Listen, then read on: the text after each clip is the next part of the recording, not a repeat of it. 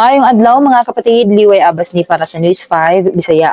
Gipaimbestigahan na sa Independent Commission for Infrastructure ang pagkamatay ni former DPWH Undersecretary Catalina Cabral aron masiguro nga walay foul play. Sa inisyal nga investigasyon, nagabiyahe si Cabral ug ang iyang driver sa Cannon Road bandang alas 3 sa hapon sa diha nga gihangyo niya nga ipaubos siya sa kilid sa dalan. Pagbalik sa driver bandang alas 5, wala na si Cabral ug wala usab siya makita sa ilang hotel. Tungod sa kagabhion, nangayo na og tabang ang driver sa mga awtoridad.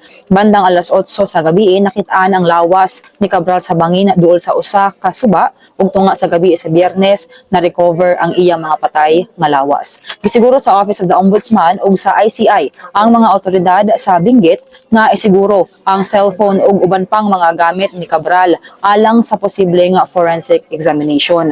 Sa karon, nagapadayon ang investigasyon sa insidente.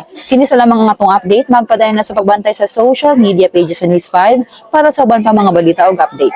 Amping tangtanan.